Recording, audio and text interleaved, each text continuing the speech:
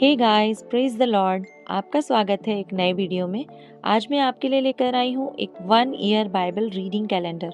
अगर आप अपनी बाइबल को रोज़ नहीं पढ़ पाते हैं और आप कभी भी अपनी बाइबल कंप्लीट नहीं कर पाए हैं तो ये वीडियो आपके लिए है। इसमें ओल्ड टेस्टमेंट और न्यू टेस्टमेंट के सभी चैप्टर्स को इस तरह से लिया गया है कि आप 1 ईयर में अपनी पूरी बाइबल कंप्लीट कर पाएंगे। ये ऑडियो फॉर्मेट है, इसके साथ आप अपनी बाइबल को ओपन करके रीड कर सकते हैं।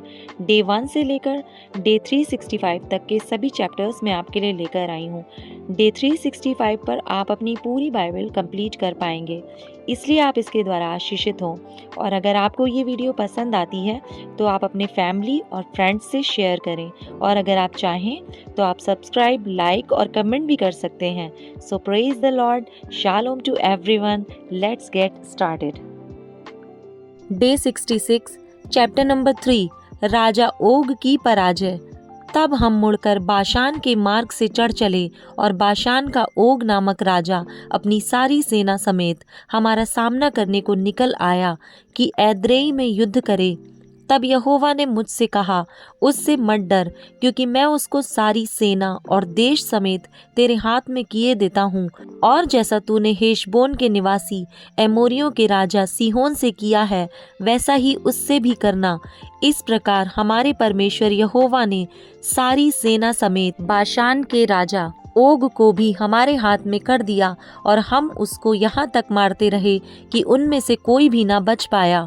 उसी समय हमने उनके सारे नगरों को ले लिया, कोई ऐसा नगर ना रह गया जिसे हमने उनसे ना ले लिया हो। इस रीति अर्गोब का सारा देश जो बाशान में ओग के राज्य में था, और उसमें 60 नगर थे, वह हमारे वश में आ गया। ये सब नगर गढ़ वाले थे, और उनके ऊंची ऊंची शहरपना और फाटक और बेड़े थे, और इनको छोड़ बिना शहरपना के भी बहुत से नगर थे। और जैसा हमने हेशबोन के राजा सीहोन के नगरों से किया था, वैसा ही हमने इन नगरों से भी किया, अर्थात सब बसे हुए नगरों को स्त्रियों और बाल बच्चों समेत सत्यानाश कर डाला। परंतु सब घरेलू पशु और नगरों की लूट हमने अपनी कर ली। यो हमने उस समय यरदन के इस पार रहने वाले एमोरियों के दोनों राजाओं के हाथ से अर्नोन के नाले से लेकर हेमरोन पर्वत तक का देश ले लिया।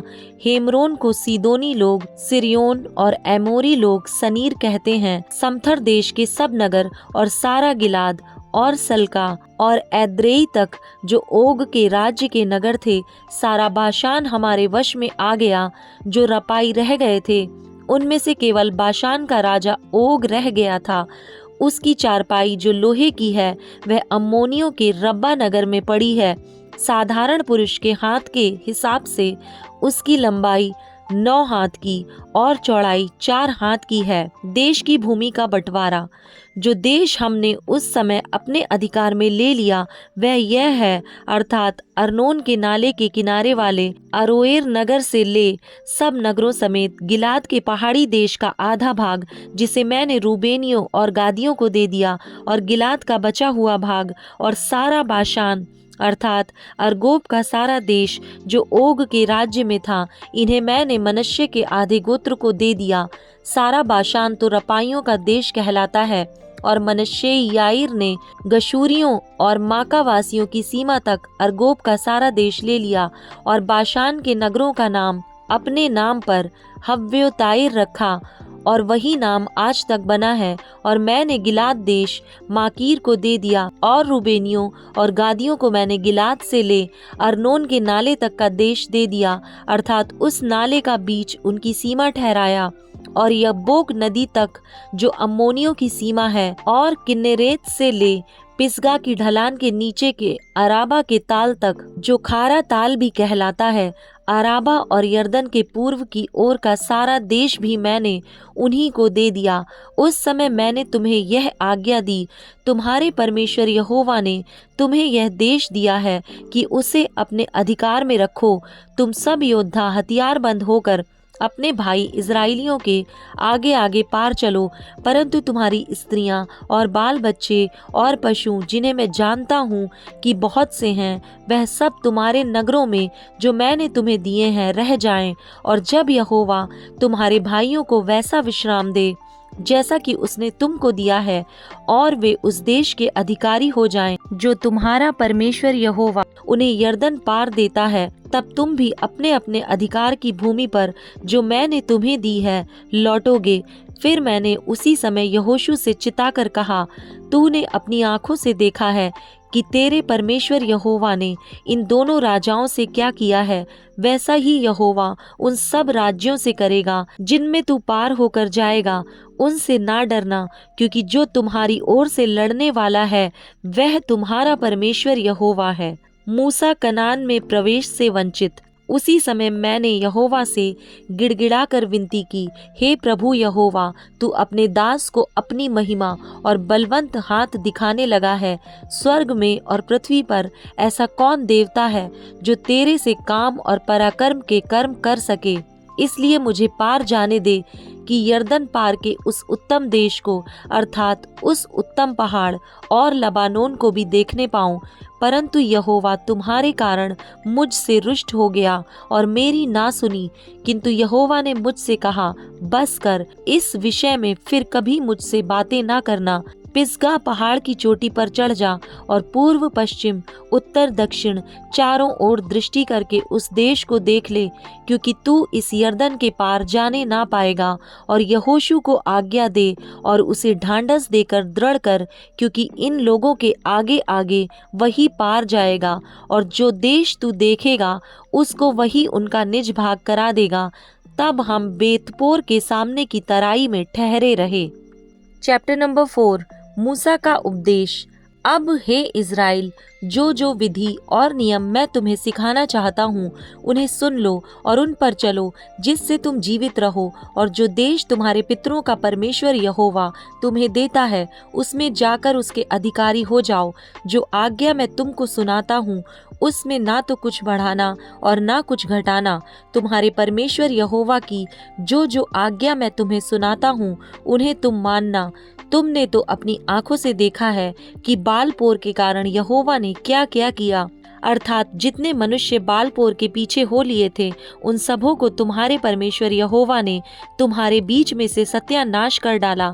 परंतु तुम जो अपने परमेश्वर यहोवा के साथ लिपटे रहे हो सब के सब आज तक जीवित हो। सुनो, मैंने तो अपने परमेश्वर यहोवा की आज्ञा के अनुसार तुम्हें विधि और नियम सिखाए हैं कि जिस देश के अधिकारी होने को जाते हो उसमें तुम उनके अनुसार चलो। इसलिए तुम उनको धारण करना और मानना, क्योंकि और देशों के लोगों के सामने तुम्हारी बुद्धि और समझ इसी से प्रकट होगी। अर्थात वे इन सब विधियों को सुनकर कहेंगे कि निश्चय यह बड़ी जाति बुद्धिमान और समझदार है। देखो, कौन ऐसी बड़ी जाति है जिसका देवता उसके ऐसे समीप रहता हो जैसा हमारा परमेश्वर यहोवा, जबकि हम उसको पुकारते हैं। फिर कौन ऐसी बड़ी जाति है जिसके पास ऐसी धर्ममय विधि और नियम हो जैसी कि यह सारी व्यवस्था जिसे मैं आज तुम्हारे सामने रखता हूँ। यह अत्यंत आवश्यक है कि तुम अपने विषय में सचेत रहो और अपने मन की बड़ी चौकसी करो। कहीं ऐसा ना हो कि जो जो बातें तुमने अपनी आंखों से देखी उनको भूल जाओ और वह जीवन भर के लिए तुम्हारे मन से जाती रहें। किंतु तुम उन्हें अपने बेटों पोतों को सिखाना, विशेष करके उस दिन की बातें जिसमें तुम होरेब के पास अपने परमेश्वर यहोवा के सामने खड़े थे, जब यहोवा ने मुझसे कहा था, उन लोगों को मेरे पास इकट्ठा कर कि मैं उन्हें अपने वचन सुनाऊं, जिससे वे सीखें, ताकि जितने दिन वे पृथ्वी पर जीवित रहें उतने दिन मेरा भय मानते रहें और अपने बाल बच्चों को भी यही सिखाएं। तब तुम समीप जाकर उस पर्वत के नीचे खड़े हुए, और वह पहाड़ आग से धधक रहा था और उसकी लौ आकाश तक पहुंचती थी, और उसके चारों ओर अंधियारा और बादल और घोर अंधकार छाया हुआ था। तब यहोवा ने उस आग के बीच में से तुमसे बातें की। बातों का शब्द तो तुमको सुनाई पड़ा, परंतु कोई रूप ना दिखा, केवल शब्द ही शब्द सुनाई पड़ा। और उसने तुमको अपनी वाचा के 10 वचन बताकर उनके मानने की आज्ञा दी और उन्हें पत्थर की 2 पटियों पर लिख दिया। और मुझको यहोवा ने उसी समय तुम्हें विधि और नियम सिखाने की आज्ञा दी, इसलिए कि जिस देश के अधिकारी होने को तुम पार जाने को हो उसमें तुम उनको माना करो। मूर्ति पूजा के विरुद्ध चेतावनी। इसलिए तुम अपने विषय में बहुत सावधान रहना, क्योंकि जब यहोवा ने तुमसे होरेब पर्वत पर आग के बीच में से बातें की, तब तुमको कोई रूप ना दिखाई पड़ा।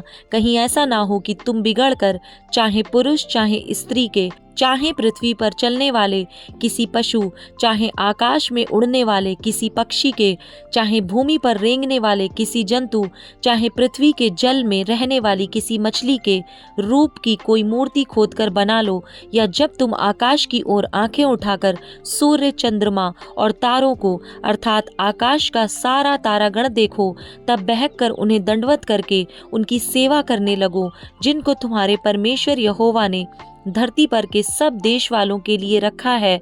और तुमको यहोवा लोहे के भट्टे सरीखे मिस्र देश से निकाल ले आया है, इसलिए कि तुम उसका प्रजारूपी निज भाग ठहरो, जैसा आज प्रकट है। फिर तुम्हारे कारण यहोवा ने मुझसे क्रोध करके यह शपथ खाई, तू यरदन पार जाने ना पाएगा, और जो उत्तम देश इस्राएलियों का परमेश्वर यहोवा उन्हें उनका निज भाग करके देता है, उसमें तू प्रवेश करने ना पाएगा। किंतु मुझे इसी देश में मरना है, मैं यरदन पार नहीं जा सकता, परंतु तुम पार जाकर उस उत्तम देश के अधिकारी हो जाओगे। इसलिए अपने विषय में तुम सावधान रहो, कहीं ऐसा ना हो कि तुम उस वाचा को भूलकर, जो तुम्हारे परमेश्वर यहोवा ने तुमसे बांधी है, किसी और वस्तु की मूर्ति खोद कर बनाओ, जिसे तुम्हारे परमेश्वर यहोवा ने तुमको मना किया है। क्योंकि तुम्हारा परमेश्वर यहोवा भस्म करने वाली आग है, वह जल उठने वाला ईश्वर है। यदि उस देश में रहते रहते बहुत दिन बीत जाने पर और अपने बेटे पोते उत्पन्न होने पर तुम बिगड़ कर किसी वस्तु के रूप की मूर्ति खोद कर बनाओ, और इस रीति से अपने परमेश्वर यहोवा के प्रति बुराई करके उसे अप्रसन्न कर दो, तो मैं आज आकाश और पृथ्वी को तुम्हारे विरुद्ध साक्षी करके कहता हूँ कि जिस देश के अधिकारी होने के लिए तुम यरदन पार जाने पर हो, उसमें तुम जल्दी बिल्कुल नष्ट हो जाओगे और बहुत दिन रहने ना पाओगे, किंतु पूरी रीति से नष्ट हो जाओगे। और यहोवा तुमको देश देश के लोगों में तितर बितर करेगा, और जिन जातियों के बीच यहोवा तुमको पहुंचाएगा, उनमें तुम थोड़े ही रह जाओगे, और वहां तुम मनुष्य के बनाए हुए लकड़ी और पत्थर के देवताओं की सेवा करोगे, जो ना देखते और ना सुनते और ना खाते और ना सूंघते हैं। परंतु वहां भी यदि तुम अपने परमेश्वर यहोवा को ढूंढोगे, तो वह तुमको मिल जाएगा। शर्त यह है कि तुम अपने पूरे मन से और अपने सारे प्राण से उसे ढूंढो। अंत के दिनों में जब तुम संकट में पड़ो और ये सब विपत्तियां तुम पर आ पड़ें, तब तुम अपने परमेश्वर यहोवा की ओर फिरो और उसकी मानना, क्योंकि तेरा परमेश्वर यहोवा दयालु ईश्वर है। वह तुमको ना तो छोड़ेगा और ना नष्ट करेगा, और जो वाचा उसने तेरे पितरों से शपथ खाकर बांधी है, उसको नहीं भूलेगा। जब से परमेश्वर ने मनुष्य को उत्पन्न करके पृथ्वी पर रखा, तब से लेकर तू अपने उत्पन्न होने के दिन तक की बातें पूछ, और आकाश के एक छोर से दूसरे छोर तक की बातें पूछ। क्या ऐसी बड़ी बात कभी हुई या सुनने में आई है? क्या कोई जाति कभी परमेश्वर की वाणी आग के बीच में से आती हुई सुनकर जीवित रही, जैसे कि तूने सुनी है? फिर क्या परमेश्वर ने और किसी जाति को दूसरी जाति के बीच से निकालने को कमर बांधकर परीक्षा और चिन्ह और चमत्कार और युद्ध और बलि हाथ और बढ़ाई हुई भुजा से ऐसे बड़े भयानक काम किए, जैसे तुम्हारे परमेश्वर यहोवा ने मिस्र देश में तुम्हारे देखते किए? यह सब तुझको दिखाया गया, इसलिए कि तू जान रखे कि यहोवा ही परमेश्वर है, उसको छोड़ और कोई है ही नहीं। आकाश में से उसने तुझे अपनी वाणी सुनाई कि तुझे शिक्षा दे, और पृथ्वी पर उसने तुझे अपनी बड़ी आग दिखाई, और उसके वचन आग के बीच में से आते हुए तुझे सुनाई पड़े। और उसने जो तेरे पितरों से प्रेम रखा, इस कारण उनके पीछे उनके वंश को चुन लिया, और प्रत्यक्ष होकर तुझे अपने बड़े सामर्थ के द्वारा मिस्र से इसलिए निकाल लाया कि तुझसे बड़ी और सामर्थी जातियों को तेरे आगे से निकाल कर तुझे उनके देश में पहुंचाए और उसे तेरा निज भाग कर दे, जैसा आज के दिन दिखाई पड़ता है। इसलिए आज जान ले और अपने मन में सोच भी रख कि ऊपर आकाश में और नीचे पृथ्वी पर यहोवा ही परमेश्वर है और कोई दूसरा नहीं। और तू उसकी विधियों और आज्ञाओं को जो मैं आज तुझे सुनाता हूँ मानना, इसलिए कि तेरा और तेरे पीछे तेरे वंश का भी भला हो। और जो देश तेरा परमेश्वर यहोवा तुझे देता है उसमें तेरे दिन बहुत वरन सदा के लिए हों। शरण नगर। तब मूसा ने यरदन के पार पूर्व की ओर 3 नगर अलग किए, इसलिए कि जो कोई बिना जाने और बिना पहले से बैर रखे अपने किसी भाई को मार डाले, वह उनमें से किसी नगर में भाग जाए और भागकर जीवित रहे, अर्थात रूबेनियों का बेसेर नगर जो जंगल के समथर देश में है, और गादियों के गिलाद का रामोत, और मनश्शेइयों के बाशान का गोलान, व्यवस्था के दिए जाने की भूमिका। फिर जो व्यवस्था मूसा ने इजराइलियों को दी वह यह है, ये ही वे चेतावनियां और नियम हैं जिन्हें मूसा ने इजराइलियों को उस समय कह सुनाया जब वे मिस्र से निकले थे, अर्थात यरदन के पार बेतपोर के सामने की तराई में एमोरियों के राजा हेशबोन वासी सीहोन के देश में, जिस राजा को उन्होंने मिस्र से निकलने के बाद मारा, और उन्होंने उसके देश को और बाशान के राजा ओग के देश को अपने वश में कर लिया। यरदन के सूर्योदय की ओर रहने वाले एमोरियों के राजाओं के ये देश थे। यह देश अर्नोन के नाले के छोर वाले अरोएर से लेकर सीहोन जो हेमरोन भी कहलाता है उस पर्वत तक सारा देश, और पिसगा की ढलान के नीचे के अराबा के ताल तक यरदन पार पूर्व की ओर का सारा अराबा है। Mark chapter 11 verse number 20 to 33। सूखे अंजीर के पेड़ से शिक्षा। फिर भोर को जब वे उधर से जाते थे तो उन्होंने उस अंजीर के पेड़ को जड़ तक सूखा हुआ देखा। पतरस को वह बात स्मरण आई और उसने उससे कहा, हे रब्बी, देखिए अंजीर का पेड़ जिसे तूने श्राप दिया था सूख गया है। यीशु ने उसको उत्तर दिया, परमेश्वर पर विश्वास रखो। मैं तुमसे सच कहता हूँ कि जो कोई इस पहाड़ से कहे तू उखड़ जा और समुद्र में जा पड़, और अपने मन में संदेह ना करे वरन प्रतीति करे कि जो कहता हूँ वह हो जाएगा, तो उसके लिए वही होगा। इसलिए मैं तुमसे कहता हूँ कि जो कुछ तुम प्रार्थना करके मांगो तो प्रतीति कर लो कि तुम्हें मिल गया और तुम्हारे लिए हो जाएगा। और जब कभी तुम खड़े हुए प्रार्थना करते हो तो यदि तुम्हारे मन में किसी के प्रति कुछ विरोध हो तो क्षमा करो, इसलिए कि तुम्हारा स्वर्गीय पिता भी तुम्हारे अपराध क्षमा करे। और यदि तुम क्षमा ना करो तो तुम्हारा पिता भी जो स्वर्ग में है तुम्हारा अपराध क्षमा ना करेगा। यीशु के अधिकार का प्रश्न। वे फिर यरूशलेम में आए, और जब वह मंदिर में टहल रहा था तो प्रधान याजक और शास्त्री और पुरनिये उसके पास आकर पूछने लगे, तू ये काम किस अधिकार से करता है, और ये अधिकार तुझे किसने दिया है कि तूने ये काम करे? यीशु ने उनसे कहा, मैं भी तुमसे एक बात पूछता हूँ, मुझे उत्तर दो तो मैं तुम्हें बताऊंगा कि ये काम किस अधिकार से करता हूँ। यूहन्ना का बपतिस्मा क्या स्वर्ग की ओर से था या मनुष्यों की ओर से था? मुझे उत्तर दो। तब वे आपस में वाद विवाद करने लगे कि यदि हम कहें स्वर्ग की ओर से तो वह कहेगा, फिर तुमने उसकी प्रतीति क्यों नहीं की? और यदि हम कहें मनुष्यों की ओर से तो लोगों का डर है, क्योंकि सब जानते हैं कि यूहन्ना सचमुच भविष्यद्वक्ता था। अतः उन्होंने यीशु को उत्तर दिया, हम नहीं जानते। यीशु ने उनसे कहा, मैं भी तुमको नहीं बताता कि ये काम किस अधिकार से करता हूँ।